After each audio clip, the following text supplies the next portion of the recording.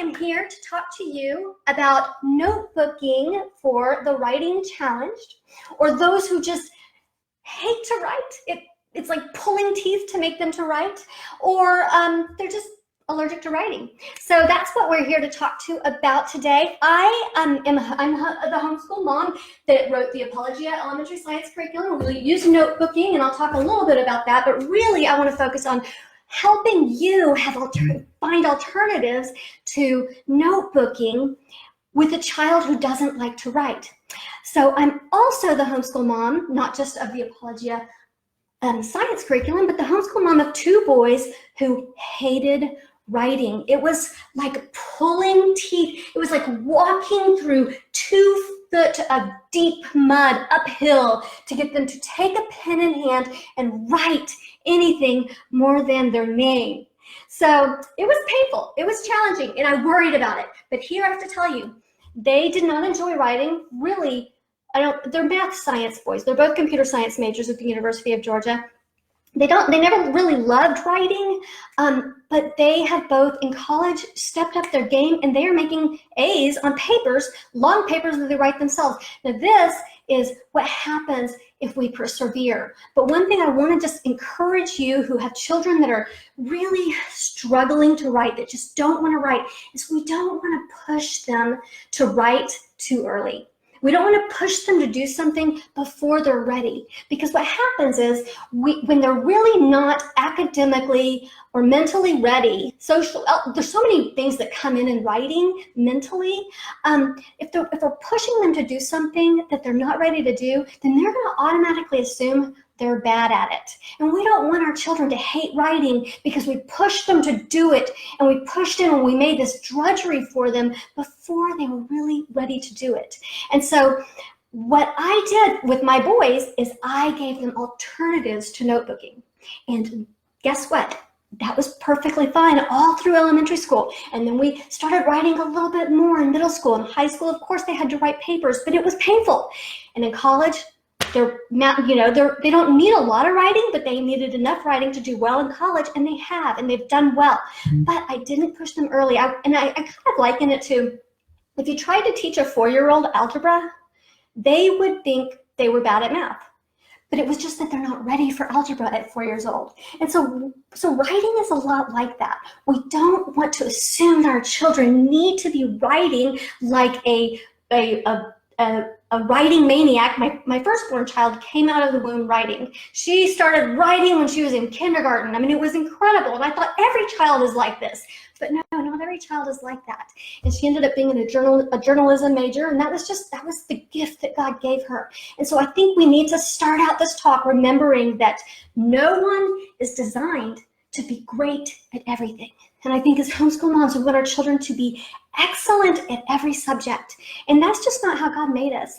And so if your child has struggles in writing, find alternatives while you gently move them closer and closer to the goal of writing and being a writer. And what I recommend with notebooking is when in the early years, or when they're really struggling with writing, have them write a title, what they're creating. I have these notebooks that my children created when they were young. This is a page that my daughter created. She listened to an audiobook about King Midas, and she just wrote the words King Midas, and she drew this little picture of the girl that turned, the King Midas' daughter that turned to gold. And by writing just the words King Midas, she remembers everything about that story. It wasn't that she had to write out everything she learned about the story. At that age, it was a perfect thing for her to do, is just do a title. And then from there, you graduate to sentences. And usually, I would say, depending on the child's age or their ability or just their inclinations, just graduate to more sentences as the years go on, more and more sentences, maybe more sentences per year. Say a third grader needs to write 3 sentences per page, notebook page that they create, if they're really struggling writing. Now, my daughter in 3rd grade would have written 4 pages, but my boys, 3 sentences was like, okay, here's your 3 sentences. But the thing is here's what the thing is with notebooking that I discovered really early on, is that it's really not about the words they write. It's about the use of creativity. Because what notebooking is notebooking is a methodology of education that allows a child to take their knowledge and creatively express that in their own way, creating their own book of knowledge. And so that is what it is about. It's about allowing your child to express themselves in the ways that work for them to make notebooking an enjoyable activity and learning an exciting thing, something that's not a drudgery, that doesn't make them feel just doomed when they have to do the work. And so we just don't want our children, we want children to love learning. And so we want to give them what they can learn at the time that is right for that specific child. And of course, challenging them, moving them more and closer to the goal. But we can't assume that every child needs to be exactly where other children are. We need to let that go. We need to let it go what all our homeschool friends are doing, all our homeschool friends' kids are doing. And you are the parent of these children, and you can do it the way God created you to do it, in your own way, in their space, their speed, however God has created them to learn. And so, okay, that's actually wrong. That's my little alarm to let me know what time it is, because I started late. So here are some alternatives to writing. And again, I was talking about you begin with just titles or something like that, but really a lot of stuff we did when we were homeschooling is we didn't just write. Most of the stuff we did was draw. The children drew pictures. They would learn about something and they would draw a picture. They just enjoyed drawing pictures. So here's another picture my daughter drew. She remembered what she learned by drawing that picture.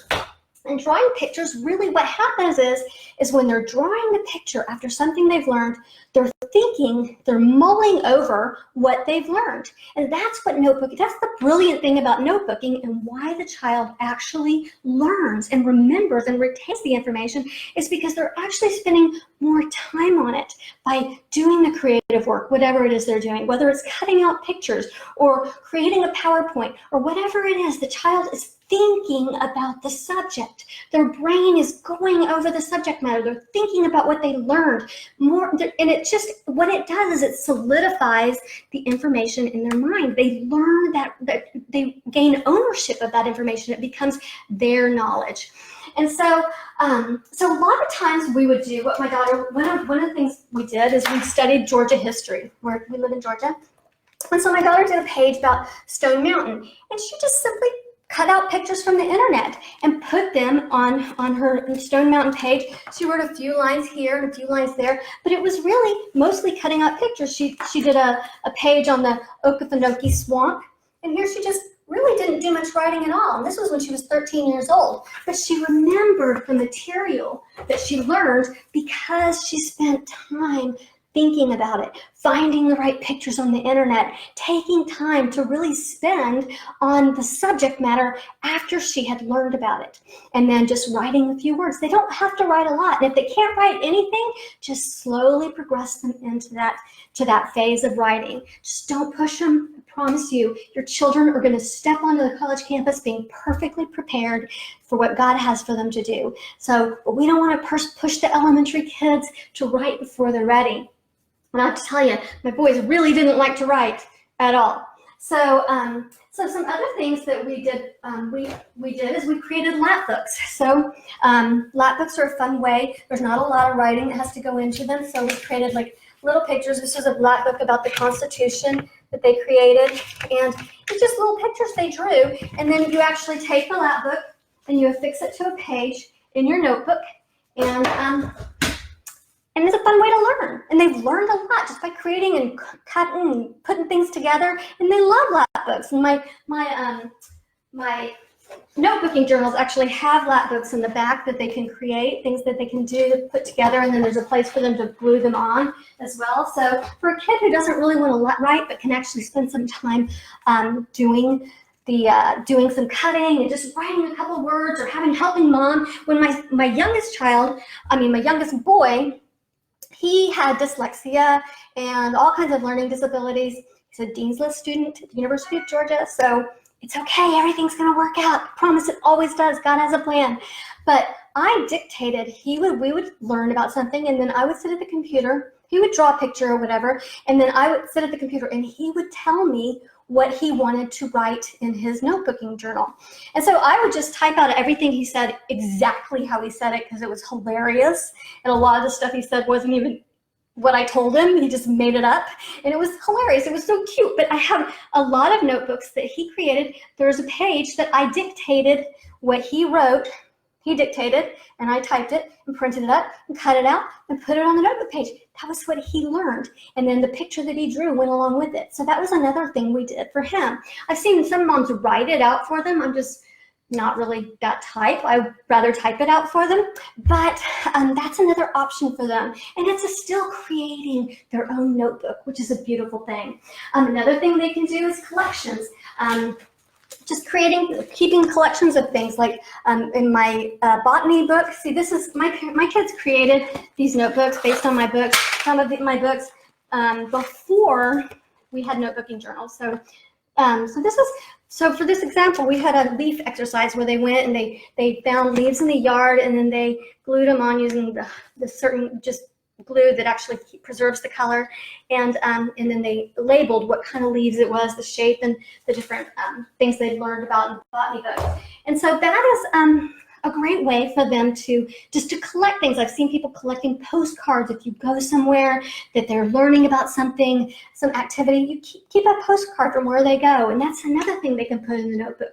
Another thing that I think is really important is for them to I've got another thing I want to show you. So another thing we do a lot of times for kids who don't write is when they're doing projects, there are a lot of projects with them, and take pictures of those projects and put them in the notebook. So my children learned about the Vikings, and my daughter, this is a picture of a Viking ship that she created out of clay.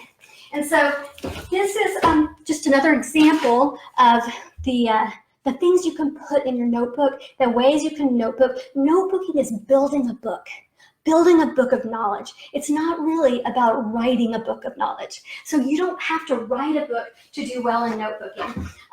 There's just so many great ideas for activities that you can do. And when you do those activities, you can put them in your notebook. A lot of times my boys, when they got into junior high and high school, they would create PowerPoints. And then I would print up in that print format where you had like 2 or 3 PowerPoints per page, 2 or 4 PowerPoints per page. I would print up the PowerPoints, and we would put them in their notebooks. So there are so many things you can do that are alternatives to writing that actually does create a book of knowledge that your children will remember. They'll remember what they learned when they spend time creating something based on what they've learned.